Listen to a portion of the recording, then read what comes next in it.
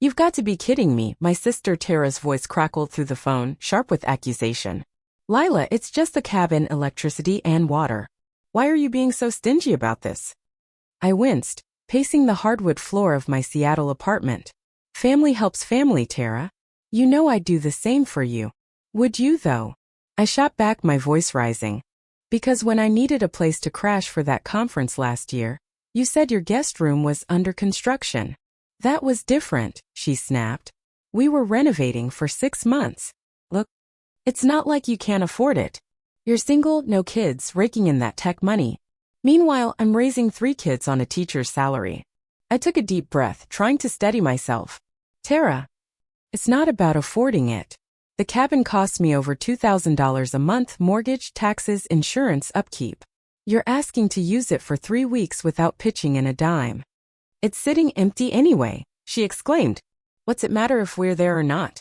The bill still exists, I said, my tone hardening. You're seriously going to guilt-trip your own sister over this? My name's Lila Harper, 29, and I'm the proud owner of a cabin on Lake Chelan in Washington State. I bought it last year after nearly a decade of grinding and saving. A personal triumph I dreamed of since I was a kid. All I want is to enjoy it on my terms and have my family respect that. Standing in my way? My older sister Tara, who seems to think my stuff is her personal playground whenever it suits her. I'm not guilt-tripping you, I said firmly. I'm asking you to cover the utilities you'll use. That's fair. Mom and Dad think you're being ridiculous too, she fired back, pulling out her ace. My stomach twisted. You've already talked to them? Of course I have. They agree this isn't how family works. I felt that old, familiar knot tighten. Tara's always been a pro at rallying our parents to her side. As the oldest, with 3 kids and a tight budget, she's mastered the art of playing the martyr, noble, struggling, deserving of everyone's help.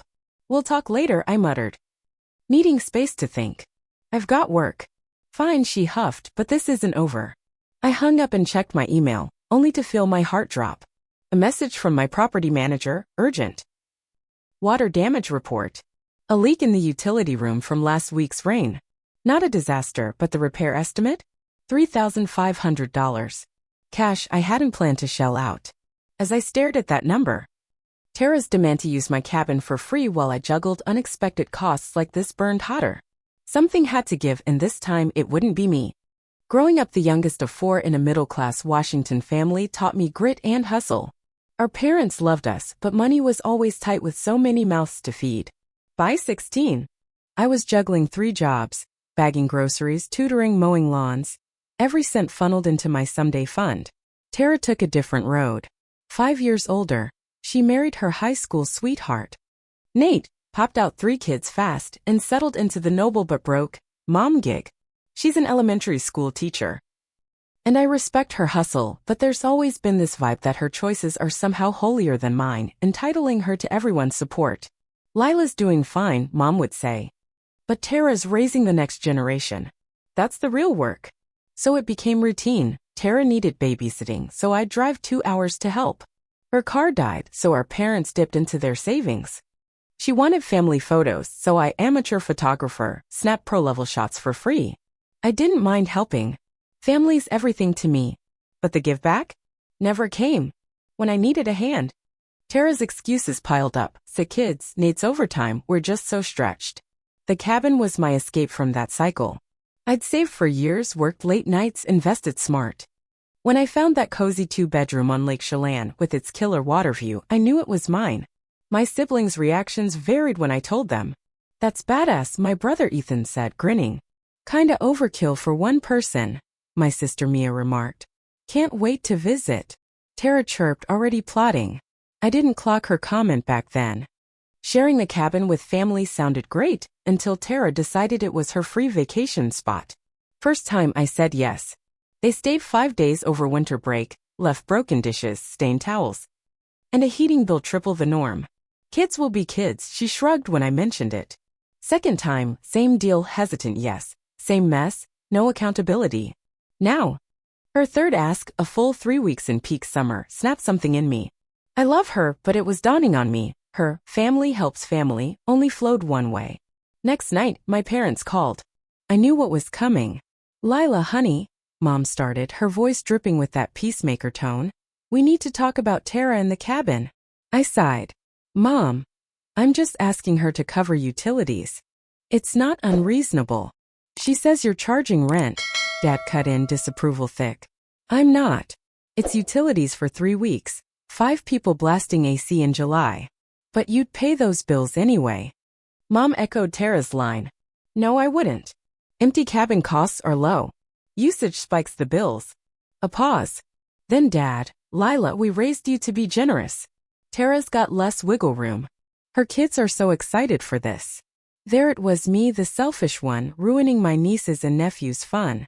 I get that, I said, biting back frustration. But I just got a $3,500 water damage bill. I've got limits too. Well, Mom said, her tone turning sly. Tara mentioned you might use money as an excuse. She showed us your Instagram. Those new paddle boards. Anger flared. I'd saved for those boards cabin gear bought on sale. Tara spinning it as proof I was frivolous while crying broke? That stung. I'm not making excuses, I said, steel in my voice. I'm setting a boundary. Family shouldn't have boundaries like that, Dad replied. When you were in college, did we charge you rent over summer? Mom added. No. But. And who helped with your first apartment deposit? She pressed. You did, and I paid it back with interest, I reminded her. That's not the point. Family helps family. The call dragged on. And I felt the ground slipping. This wasn't just about the cabin, it was a clash over what family meant. To them, my success meant I owed Tara endless support, no questions asked. Then Mom dropped the bomb. Oh, Tara already told the kids they're going. They're thrilled about the lake. It'd be awful to let them down now. I hung up stunned. She'd cornered me.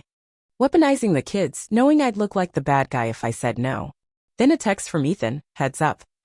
Tara's in the family group chat, you're not in it, inviting extended family to your cabin for the 4th.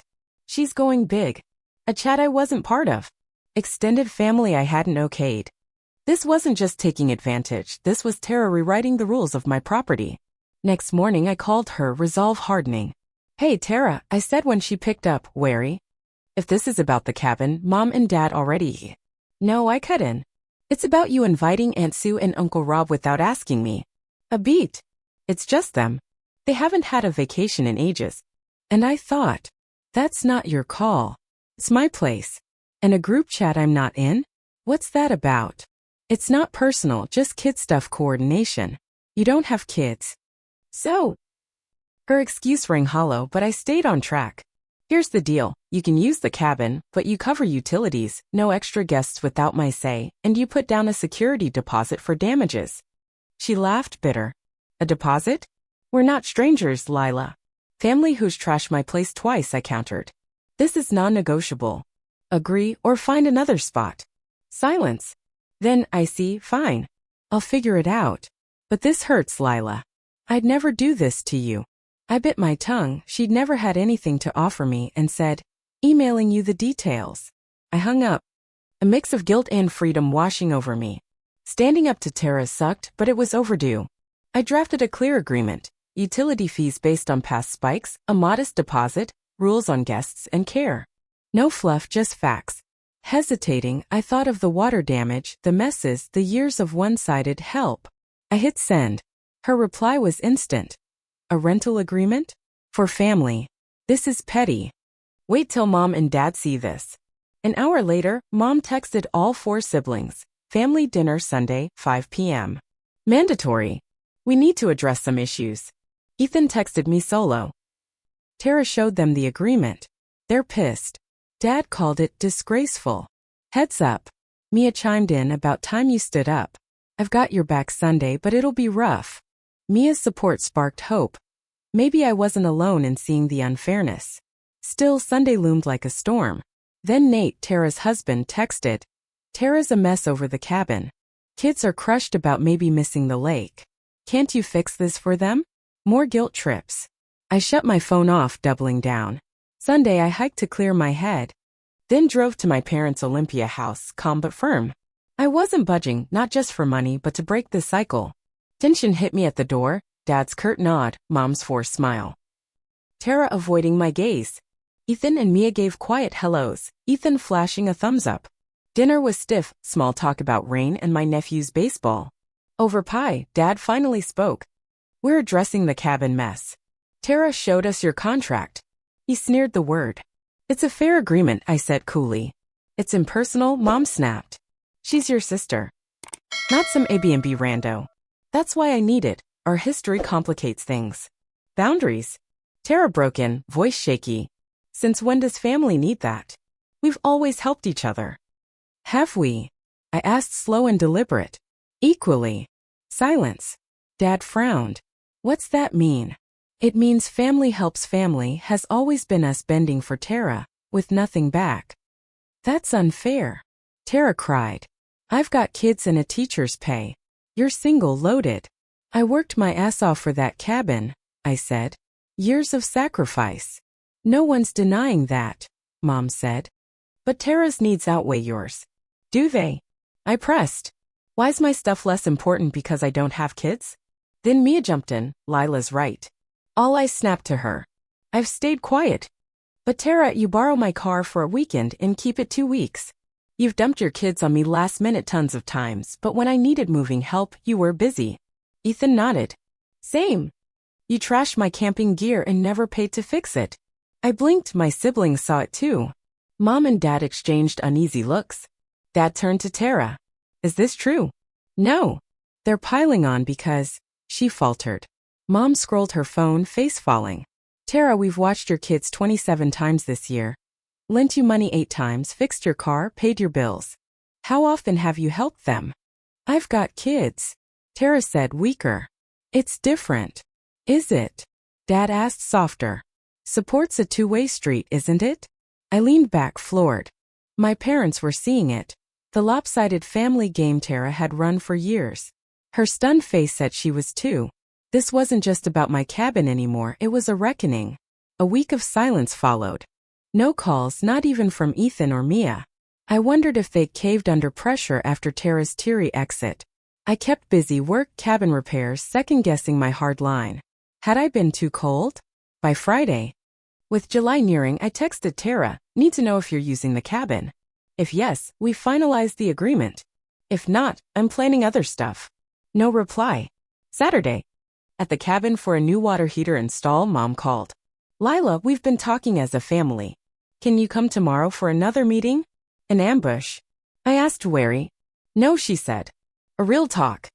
Your dad and I have been thinking. I agreed, prepping for anything. Sunday, everyone was there, Ethan, Mia, Tara, subdued, no Nate. Dad started. We've had tough talks about how we operate as a family. Tara's got something to say. Tara met my eyes. I was mad at first, but I see it now, I've taken advantage. Not on purpose, but it's there. About the cabin, you're right to set rules. It's yours. Thanks, I said, surprised. But she added, I can't swing the utility and deposit fees. It's more than our vacation budget. Dad jumped in. We'll cover the deposit. We've fed this imbalance too long. What about damages? I asked. Last times. I've talked to Nate and the kids, Tara said. We'll be careful. Replace anything broken. Words weren't enough after years of this. I pulled out my tablet with a revised agreement, lower deposit, exact utility costs, a checkout list. This is simpler, clearer. Mia grinned. Fair. I want this for my condo. Ethan nodded. Same for my boat. Mom smiled faintly. We're all learning about boundaries here. Tara signed, then said, I get it now. Sorry for how I've treated your place. It wasn't perfect, real change takes time, but it was progress. Then a snag. Tara hadn't told Nate or the kids the trip was iffy. They still expected it. Nate's time off booked. I hoped it'd work out, she admitted. I had to choose. Stick to my guns, risking the kids' disappointment, or bend a little, keeping my core rules. A week later, Tara texted. Can we meet about the cabin? In person? We met at a coffee shop. She looked nervous, not her usual bold self. I was pissed about the agreement, she said, sliding a folder over. But after the family talk, I signed it, all of it. And I wrote this. An apology letter for taking advantage, disrespecting my place, guilting me with the kids. Plus a $350 check for past damages. I talked to Nate and the kids, she said. They know your cabin's not a free ride. The kids even want to do chores there to earn it. I stared floored. This is big, Tara. Thanks. I've never had to face this before, she said. Everyone always gave in kids' money struggles. But that doesn't make it okay. They used the cabin in July. Spotless dishes, folded towels. A thank you card from the kids with a cabin drawing. Bigger still, our family shifted. Mom and Dad set limits, declining a last-minute babysit for Tara.